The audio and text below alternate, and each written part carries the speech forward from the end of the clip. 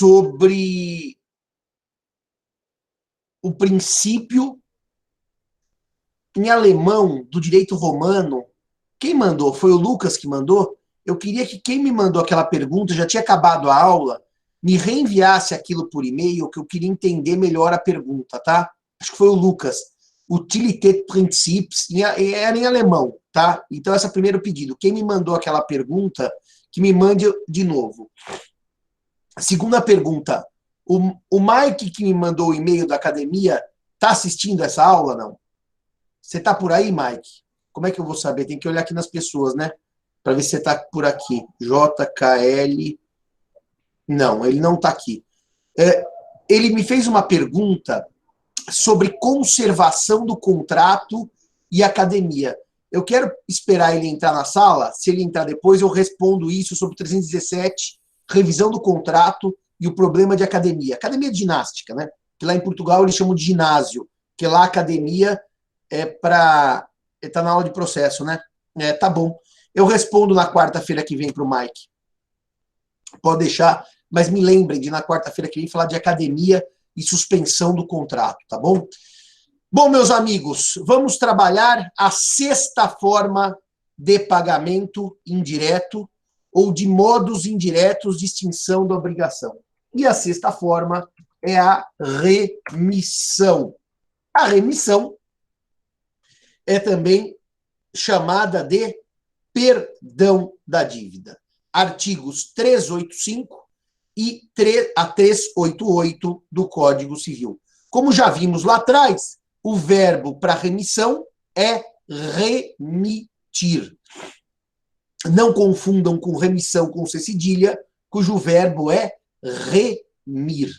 Dito isto, a remissão, então, no Brasil, tem natureza jurídica de negócio jurídico bilateral, porque a remissão exige a concordância do devedor.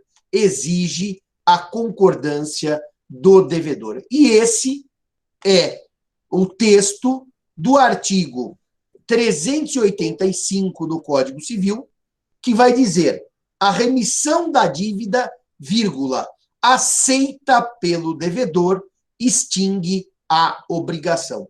Está aí o caráter de negócio jurídico bilateral. Não há perdão se não houver a aceitação do devedor. Alguns vão me perguntar, mas Simão, por que o devedor não aceitaria ser perdoado? E, portanto, extinta a dívida. Por que o devedor insistiria em pagar? Bom, o devedor insistiria em pagar por uma razão simples. Pagamento é direito do devedor. É um direito meu pagar. Eu quero pagar as minhas dívidas. Mas há uma história interessante sobre perdão de dívida, que toda vez que eu dou essa aula eu conto, e sugiro vivamente que quem não leu, leia a obra do Fernando Moraes sobre o Assis Chateaubriand, chama-se Chateau, Rei do Brasil. Chateaubriand foi uma das personagens mais emblemáticas no Brasil do século XX, e o Chateaubriand era um advogado já de renome em Recife. Aliás, tem uma briga enorme para ele ser professor na Faculdade de Direito do Recife, mas isso não vem ao caso, porque não é o tema que nós estamos abordando. Mas, de qualquer maneira, o Chateaubriand é contratado pela dona Ana Luísa Lundgren e entra para fazer uma defesa das então casas pernambucanas, que eram casas Lundgren naquela época, junto ao Supremo Tribunal Federal. E o Chateaubriand ganha essa ação, e a parte contrária, o advogado ex-adverso, vem a ser o futuro presidente da República, Epitácio Pessoa. Portanto, foi uma vitória emblemática do Chateaubriand para as casas Lundgren, e a dona Ana Luísa Lundgren, a matriarca da família, reúne os filhos, e o doutor Assis faz um jantar para agradecê-lo, e na hora do jantar, após o jantar, na hora do licor, ela pergunta para ele: doutor Assis, e quanto é que o senhor vai me cobrar por essa causa, que afinal foi vital para a minha empresa, vital para o nosso sucesso, etc. O senhor diga o preço que eu não vou regatear, que eu lhe pagarei. E basicamente Chateaubriand responde para ela: não vou cobrar nada da senhora. Não, mas como? Não, nada. Fiz porque acreditava na causa, etc. E daí o Fernando Moraes faz uma notinha de pensamento e para quem viu o House of Cards, sabe que esse é um recurso muito interessante no teatro, que remonta a Shakespeare, e o Fernando Moraes faz uma notinha mental do Chateaubriand, em que ele diz assim, melhor do que ter o dinheiro dos Lundgren é ter os Lundgren no embornal. O embornal, para quem não sabe, é aquele lugar que o caçador tem, normalmente é uma peça de couro, em que ele vai enfiando a caça, os animais caçados. Então, repara, o Chateaubriand conclui que melhor do que o dinheiro dos Lundgren é ter os Lundgren lhe devendo um favor. Porque dinheiro a gente paga, favor não paga nunca. Então, o devedor pode sim optar por não aceitar a remissão e querer pagar a dívida. Agora, reparem, a remissão não se confunde com a renúncia. Se o credor renunciar ao crédito, a renúncia ela é negócio jurídico unilateral. A renúncia é negócio jurídico unilateral. Então, não precisa da concordância do devedor. Em termos jurídicos, remissão exige duas vontades, logo duas capacidades, de fato, de quem perdoa e de quem é perdoado.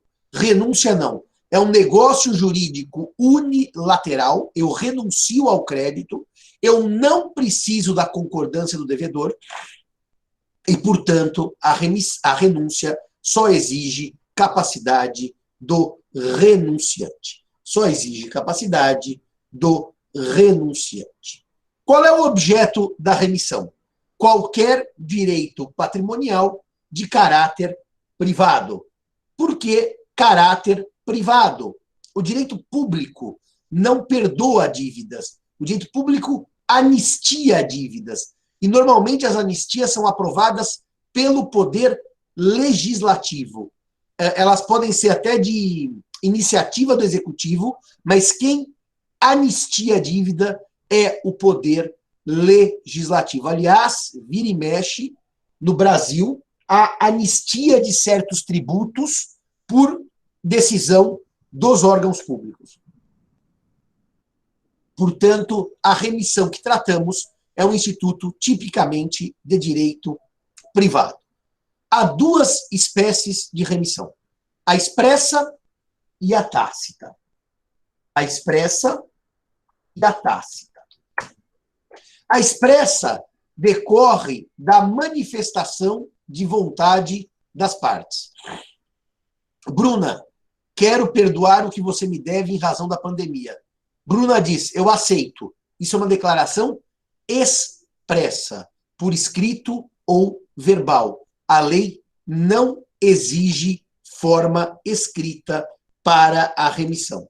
Mas a remissão também pode ser tácita.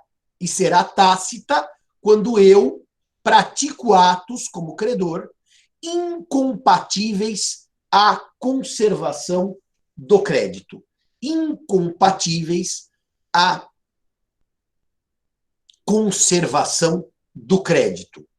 Exemplo, nota promissória é um título de crédito em que eu assino, o credor retém a promissória, no momento em que o devedor paga a promissória, o credor vai lá e devolve o título de crédito, depois do pagamento. Normalmente até ele rasga a assinatura do devedor e manda pelo correio. Há muitos anos eu comprei um terreno parcelado e foi assim. Eu assinei 50 notas promissórias, todo mês eu pagava o terreno e chegava pelo correio a promissória com a assinatura rasgada.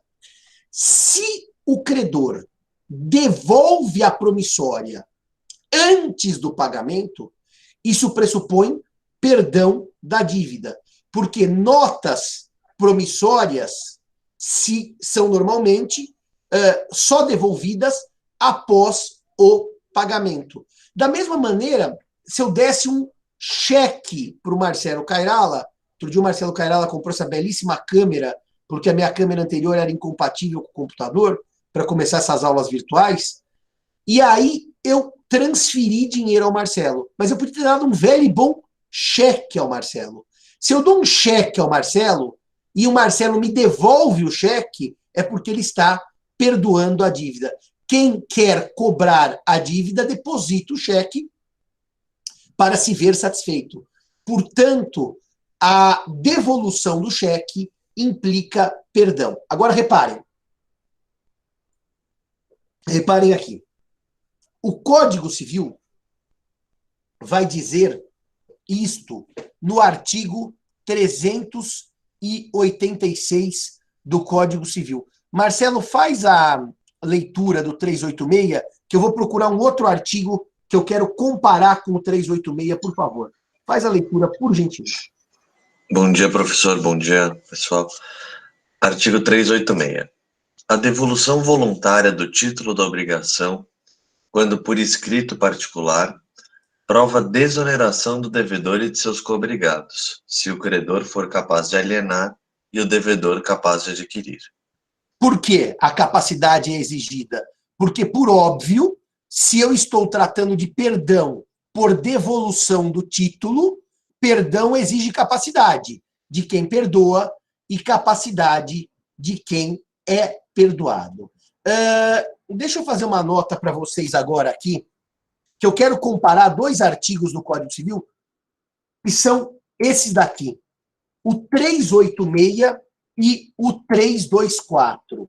É engraçado isso aqui, porque se vocês lerem a obra do professor Tartucci, o 324, que trata da quitação, vai dizer: a entrega do título ao devedor firma a presunção do pagamento.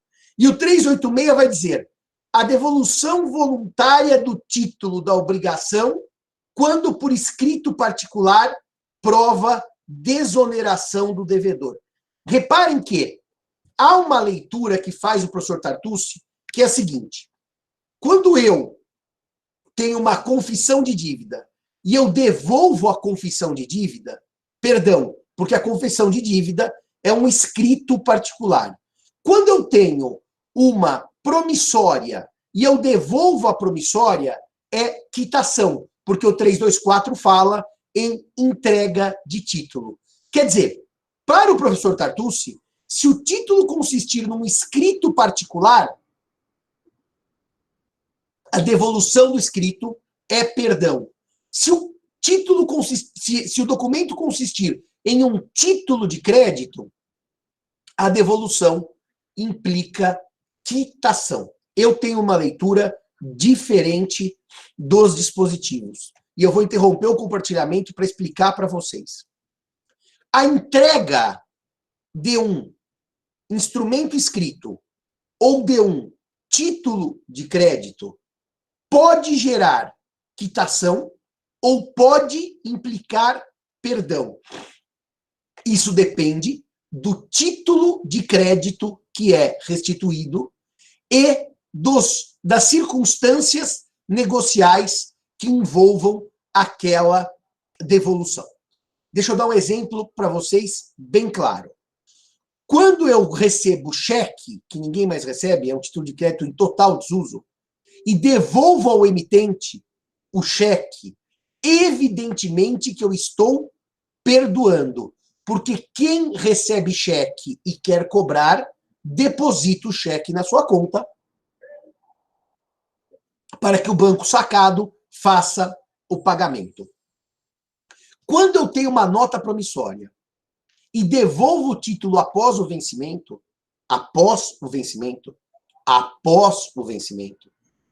há uma presunção de que eu estou pagando, de que eu já paguei, de que eu estou recebendo a quitação, porque é normal no tráfego negocial que se restitua a promissória após o vencimento quando do pagamento.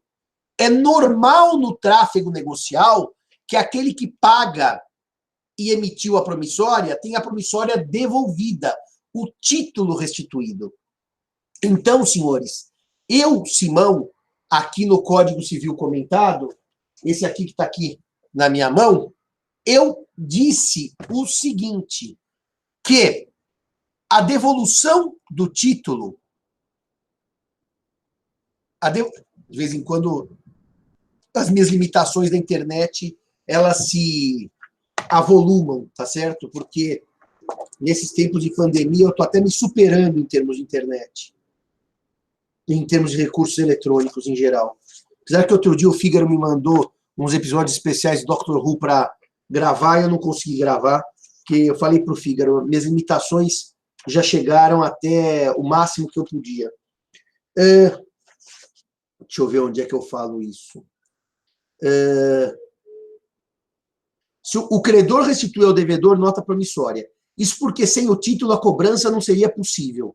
Note-se que o título deve ser entregue pelo credor voluntariamente. Agora, no artigo 386, quando eu falei da remissão, eu devo ter falado o seguinte. Vamos lá. Exemplo clássico se verifica quando o credor restitui ao devedor o título que representa a dívida.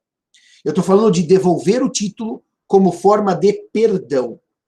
O credor é o caso do credor que, ao invés de depositar o cheque, devolve ao devedor. O credor normalmente deposita o cheque em sua conta para receber os valores devidos. Se o devolve, é porque perdoou o devedor. O dispositivo é interessante se cotejado com o 324. Ambos estão aí na tela para vocês. O 324. Pelo qual a entrega do título firma presunção de pagamento. Há uma aparente contradição entre os dispositivos. Se o credor restitui instrumento particular ao devedor, nada mais poderá cobrar, quer porque recebeu o valor devido, e a restituição equivale à quitação, quer porque perdoou e liberou o devedor do pagamento. Se o devedor estiver com o título da dívida e o credor pretender cobrar a prestação devida, caberá provar o parágrafo único aí, que a quitação está sem efeito. Por exemplo, que o devedor recebeu o título por coação, que o devedor recebeu o título por dolo. Simão, faz um resumo aí que eu não entendi nada do cotejo do 324 com o 386. Faço. A devolução do título representativo da dívida pode implicar tanto quitação quanto remissão. Depende do tipo do título de crédito. Isso tem a ver com o tráfego negocial e, por outro lado, tem a ver também com a ideia de que alguns títulos de crédito são normalmente devolvidos só quando há pagamento. Exemplo, promissória. Então, após o vencimento, presume-se que a devolução da promissória implicou quitação. Claro que o parágrafo único diz que, nessa hipótese, o credor pode provar que o título está com o devedor de maneira indevida. E o parágrafo único diz que ficará sem efeito a quitação, assim operada, se o credor provar em 60 dias a falta do pagamento. Na verdade, aqui eu vou ter uma presunção simples, ou iuris tantum, presunção simples ou iuris tantum, que o credor pode derrubar, fazendo prova de que o pagamento não foi efetuado, que o pagamento não foi efetuado. Por outro lado, quem devolve cheque, perdoa a dívida. Meus amigos, reparem que, na prática, a única confusão que isso pode dar é a seguinte: se o título estiver na mão do devedor e o credor disser que não recebeu, eu posso ter um debate se aquele título devolvido foi remissão tácita ou foi pagamento e, portanto, a devolução implicou quitação. Essa pode ser a briga prática. E aí eu vou depender das circunstâncias da devolução e do título devolvido para aplicar a regra de quitação ou a regra de perdão de dívida. Se for regra de perdão, 386, evidentemente eu não posso depois alegar o parágrafo único do 324, pedir que a quitação fique sem efeito, porque aqui não é quitação, aqui é perdão, é remissão. Se a entrega do título aí indicar quitação, o credor em 60 dias pode se exonerar, pode se valer do 324, parágrafo único, e alegar que o pagamento não ocorreu e, portanto, a quitação está sem efeito. Esse prazo de 60 dias é um prazo decadencial. É um prazo decadencial. E, portanto, passados 60 dias, o direito potestativo do credor de impugnar a quitação, de invalidar a quitação, de ineficacizar a quitação, talvez invalidar seja o caso concreto, ou ineficacizar em algumas hipóteses, esse direito potestativo decai em 60 dias. Esse direito potestativo decai em 60 dias. Queria perguntar aos senhores, os meus amigos entenderam o cotejo dos artigos 324 e 386 do Código Civil, ou resta alguma dúvida aos senhores e às senhoras? Alguma dúvida? Compreenderam o cotejo dos dois dispositivos? Ou não entenderam nada?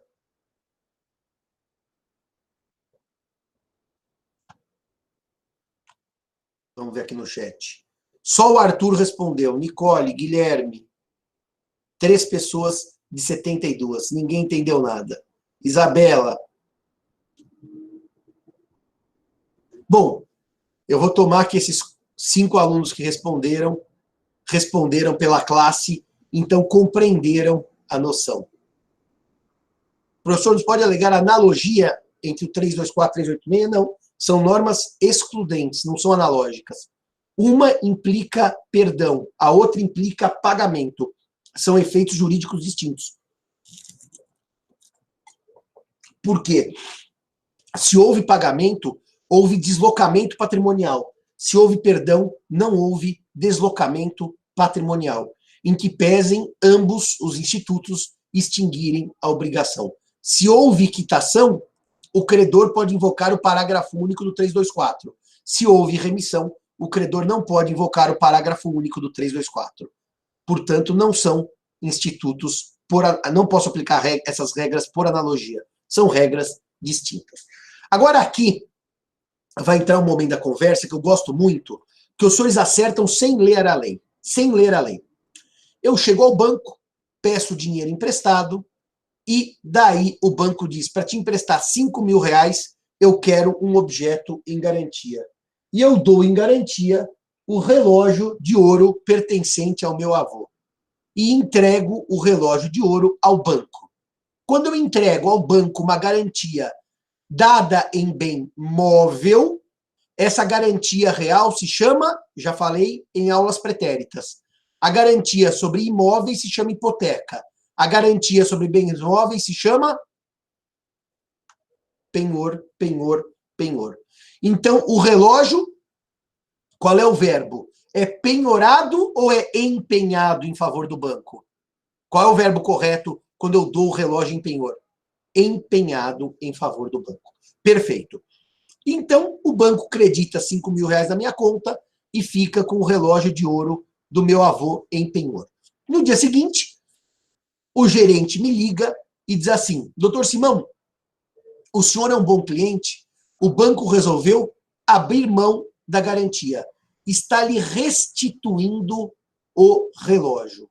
Quando o banco me restitui o relógio, que é a garantia, pergunto a vocês, a dívida que era de 5 mil, garantida por um relógio de ouro, quando o banco restitui a garantia, ela diminui? Ela é perdoada pelo fato de o banco devolver a garantia do crédito, que era um relógio de ouro? A dívida é reduzida ou não?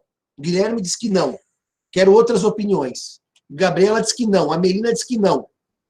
O Vitor diz que não. A Juliana diz que não. Então, todos dizem que não. Então, agora você me responder aqui no chat. E é verdade que não. Quando o banco abre mão de garantia real representada por um bem empenhado ou hipotecado, a dívida se mantém. Porque, na verdade, o banco, quando renuncia a uma garantia, renuncia a. Exatamente isso, Gabriel. Schuld ou Haftung? O Gabriel já respondeu antes de eu perguntar. A garantia é responsabilidade, não é Schuld. Então, o banco renuncia a Haftung. O banco abre mão de Haftung. É exatamente isto que vocês compreenderam. E é exatamente isso que diz o texto da lei. Bruna, bom dia. Lê o artigo 387 do Código Civil, por gentileza. Bom dia, professor. Bom dia a todo mundo. Artigo 387. A restituição voluntária do objeto empenhado prova a renúncia do credor à garantia real, não a extinção da dívida. Garantia real, Haftung. Haftung. E não a extinção da dívida, Schuld. Olha como Schuld e Haftung são essenciais para a compreensão da estrutura obrigacional, ainda quando se trate do perdão. Agora, aproveitando, Bruna, que o artigo 387 está na lousa, lê o 388, que é leitura análoga ao artigo 277, que eu trabalhei faz algum tempo, há algumas aulas, mas que também eu falei ontem, quando falei da novação, e eu não vou, e falei ontem, quando eu falei da confusão, e eu não vou repetir tudo, a não ser de maneira bem sintética. O que diz o 388, Bruna? Artigo 388. A remissão concedida a um dos codevedores extingue a dívida na parte a ele correspondente, de modo que, ainda reservando o credor a solidariedade contra os outros, já lhes não pode cobrar o débito sem dedução da parte remitida. Ou seja, se são 5 devedores solidários de 100, o credor perdoa um deles que aceita o perdão, daquele nada se cobra. Se a dívida era de 100 com 5 devedores, 20 de Schuld para cada um. Um foi perdoado, sobram 80. Quanto eu cobro de cada um dos não perdoados? B, C, D e E? Posso cobrar 80, porque a solidariedade permanece. O 388 repete o 277 e, no fundo, se espelha também no 383 sobre a confusão. Portanto, são artigos análogos que seguem a mesma regra. O da novação foge da regra, que é o 365. Por isso que ontem nós trabalhamos o 365 de maneira autônoma. Uma última nota aqui, para acabar a remissão.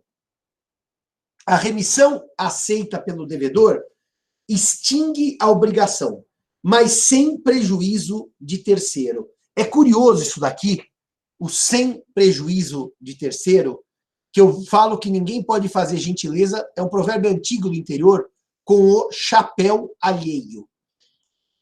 Se eu voltar no direito romano, todo homem capaz e maior poderia libertar os seus escravos, se valer da manumissão.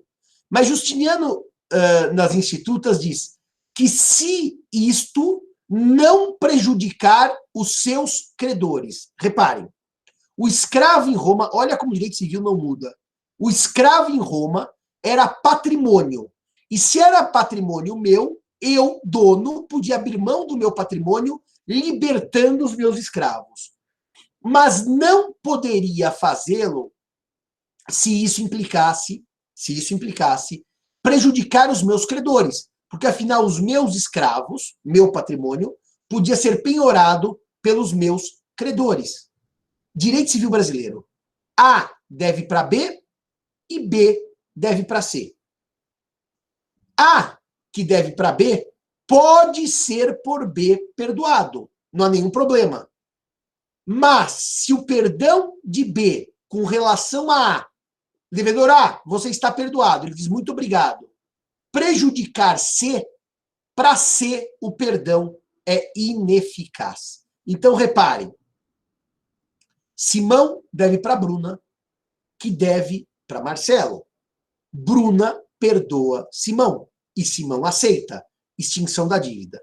Marcelo entra com uma ação contra a Bruna e vai penhorar os bens da Bruna. que o Marcelo acha? Nada, porque Bruna não tem patrimônio. Então, Marcelo pega a declaração de renda, descobre que Simão deve para Bruna e penhora esse crédito. Na hora da penhora desse crédito, Simão responde, desculpe, o crédito não existe mais, porque Bruna já me perdoou. Está aqui a remissão, está aqui o instrumento do perdão de dívida. Mas nessa hipótese, a Bruna fez uma gentileza com chapéu alheio, porque ao perdoar Simão, prejudicou Marcelo, seu credor. E Marcelo invoca o artigo 385 do Código Civil e vai dizer que a remissão, mesmo aceita por Simão devedor, não pode prejudicá-lo. E, portanto, anotem isso. A remissão, anotem isso, é existente, válida e eficaz com relação ao credor e ao devedor, existente, válida e eficaz com relação ao credor e ao devedor. E Henrique, bom dia. E com relação ao terceiro, prejudicado por essa remissão? Qual é o efeito jurídico dela? Ineficaz. Ela é existente, válida, porém ineficaz com relação ao terceiro prejudicado. Portanto, senhores, se Bruna remite Simão e Simão aceita a remissão, ainda que essa remissão prejudique Cairala, Bruna não pode cobrar de Simão nada, mas Cairala pode penhorar o crédito de Bruna com relação a Simão. Fechado isso? Compreendido isso? Alguma dúvida sobre isso? A renúncia pode ser invalidada, Vitor, por fraude contra credores. Eu não tenho dúvida nenhuma. Se eu renunciar o crédito para fraudar os meus credores, a renúncia pode ser invalidada por fraude contra credores. Alguma dúvida sobre isso? Alguma questão sobre a remissão com SS? Professor, mas não poderá só anular a remissão pelo mesmo motivo? Aqui a lei abriu uma brecha de ineficácia, Gabriel, quando ela diz sem prejuízos de terceiro. Me parece que o ordenamento aqui tem duas soluções jurídicas. A fraude por remissão, com as regras próprias, ou a pura ineficácia por força do artigo 385. O artigo 385 abre uma brecha para puramente se declarar a ineficácia da remissão em prejuízo a terceiro, sem necessidade do arcabouço da fraude contra credores. Na renúncia, não há regra própria e eu precisaria me valer do arcabouço da fraude contra credores. Alguma dúvida sobre isso? Marcelo, anota aí que se eu não pus isso no código comentado, eu quero anotar que o 385 abre um campo para ineficácia sem necessidade de se invocar fraude. E anota aí também, Marcelo, as nossas pendências, que eu quero dizer também que na renúncia isso não é possível, porque eu tenho que seguir as regras próprias da fraude contra credores. Alguma dúvida, meninos e meninas? Digam. Me parece que sim. Me parece que sim, Vitor. Toda vez que aparece sem prejuízo de, é uma ressalva no campo da eficácia. Aliás, na alteração do regime de bens, artigo 1539, o Código Civil vai usar uma expressão muito parecida. Não é prejuízo, não, que ele usa. Ele usa assim, 1639, José Fernando. 1639, José Fernando.